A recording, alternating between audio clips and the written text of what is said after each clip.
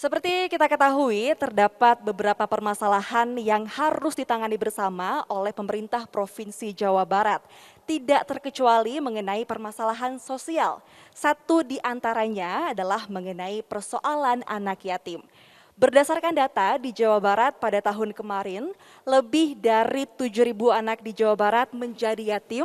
Ini merupakan akibat atau dampak dari pandemi COVID-19. Persoalan mengenai anak yatim di Jawa Barat ini sebetulnya dapat terselesaikan lebih masif melalui peran dari banyak pihak, seperti kolaborasi yang dilakukan oleh pemerintah Provinsi Jawa Barat dan satu di antaranya adalah rangkaian acara yang diselenggarakan oleh Jabar Quick Response ini. Dan di hari ini, hadirin yang berbahagia, kita akan membahas mengenai tema kita hari ini yaitu anak yatim, masa depan mereka tanggung jawab kita. Untuk itu kami turut mengundang kepada narasumber yang luar biasa juga di hari ini. Boleh berikan tepuk tangan yang meriah kepada tiga narasumber kami. Yang pertama kepada Ibu Dr. Ika Mardia selaku Kepala Dinas Komunikasi dan Informatika Provinsi Jawa Barat. Narasumber yang kedua dari Jabar Quick Response ini kepada yang terhormat Bapak Bambang Trenggono selaku Ketua Umum Jabar Quick Response. Tepuk tangan yang meriah. Dan kami juga turut mengundang kepada narasumber dari pihak Rumah Yatim, kepada Bapak Nugroho BW kami persilahkan. Tepuk tangan yang meriah kepada Bapak Nugroho. Dan kita langsung nih secara umum seperti yang sudah disampaikan tadi, ini merupakan rangkaian acara dari Jabar Quick Response. Nah, mungkin di sini masih ada beberapa hadirin dan juga pemirsa Kompas TV yang masih belum memahami mengenai Jabar Quick Response ya. Kepada Bapak Bambang, boleh dong Pak diceritain dulu sebetulnya asal mula atau bisa dibilang awal mula kok bisa ada Jabar Quick Response nih di bawah Pemprov Jabar ini. Ceritakan sedikit seperti apa Pak Bambang, silakan. Baik, saya izin buka masker. Jadi Pak Gubernur itu, Pak Ridwan Kamil itu seseorang yang memiliki follower media sosialnya terbanyak di seluruh kepala daerah di Indonesia. Jadi ada 514 bupati wali kota, 34 gubernur. Nah follower Instagramnya itu terbanyak 15,2 atau 3 saya lupa juta lah sekarang. Nah, pada saat itu banyak warga dari sebelum jadi gubernur, masih zaman wali kota, banyak warga yang menyampaikan keluhan, aduan, kebutuhan-kebutuhan primer yang bersifat darurat. Misalnya yang tidak bisa ditunggu itu adalah masalah kalau perut lapar, nggak bisa makan, itu tidak bisa ditunggu. Kemudian orang sakit, itu tidak bisa ditunggu. Kemudian masa kenaikan sekolah atau perpindahan sekolah dari SD ke SMP, SMP ke SMA itu tidak bisa menunggu, itu khususnya seperti itu. Kemudian ada rumah-rumah yang darurat roboh, itu tidak bisa menunggu. Nah, awalnya Pak Gubernur itu menyelesaikan case by case gitu.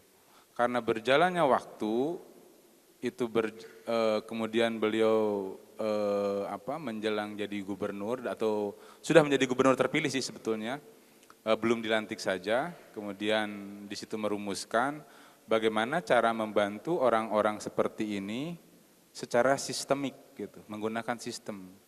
Maka 2 minggu setelah beliau dilantik jadi gubernur, program pertama yang beliau luncurkan adalah namanya Jabar Quick Response. Dan tempat launchingnya di ruangan ini. Di ruangan ini jadi beliau luncurkan, nah sama halnya aduan-aduan yang masuk pun atau kanal yang kita siapkan pun tidak jauh seperti itu. Urusan pendidikan, urusan kesehatan, kebencanaan, rumah darurat roboh, sekolah darurat roboh. Jadi hal-hal itu yang kami tangani di Jabar Quick Response. Terima kasih Pak Bambang untuk informasi terlebih dahulu mengenai apa itu Jabar Quick Response ya Pak Bambang ya. Selanjutnya coba kita akan ke Bu Kadis ya Ibu ya, kepada Ibu Dr. Ika nih. Kita ketahui kalau memang Jabar Quick Response ini di bawah naungan dari Diskominfo Jabar. Nah, kalau dari Ibu Ika sendiri sebetulnya melihat program-program yang sudah berjalan nih, kurang lebih 3 tahun ya Pak Bambang ya, sudah berlangsung Jabar Quick Response ini, tanggapan atau melihat program-program yang sudah berjalan sejauh ini seperti apa Ibu? Silakan. Ya, terima kasih. Apa yang sudah dilakukan oleh Jabar Quick Response tentunya sudah sangat-sangat baik ya, dari tadi apa ya, permohonan pertolongan atau kalau istilah dari Kang Bambang aduan gitu ya, itu ada 19.254 aduan gitu ya yang masuk ya, dan dari aduan tersebut yang menjadi kriteria untuk dibantu oleh JKR itu ada 5.867. Luar biasa. Ya, dan tentunya sekitar 59% ini sudah diselesaikan. Ya. 59% itu Iya. ya. Dan saya kira ini sudah sangat baik ya. Dan tentunya kami sendiri dari Dinas Kominfo memberikan ya dukungan dari sisi tata kelola ya, operasionalnya juga, dan tentunya dari sisi administrasinya ya, karena tentunya yang namanya sebuah unit itu kalau di kita kan tentunya harus dipayungi dengan aturan hukum ya seperti itu, dan kemudian juga penyediaan sumber daya manusia untuk mendukung operasional dari JKR ini. Jadi untuk berlangsungnya berbagai macam program dari Jabar Quick Response dan juga yang menuju langsung ke lapangan seperti yang Pak Bambang bilang tadi, kalau ada sesuatu langsung gercep ya Pak ya, nggak tanpa basa-basi, set langsung ya dari titiknya di Saparua itu ya Pak ya. Jadi memang dibantu juga oleh Pemprov Jabar melalui Diskominfo Jabar ini. Nah kalau mengenai tema kita di hari ini, permasalahannya ada persoalannya ini mengenai anak yatim nih. Sudah hadir juga bersama kami Bapak Nugroho BW dari Rumah Yatim ya Bapak ya. Nah Pak, kalau sejauh ini nih mungkin juga masih banyak orang yang sering mendengar rumah yatim, pasti sudah luar biasa nih berjalannya, tapi masih ada yang membingungkan nih sebetulnya.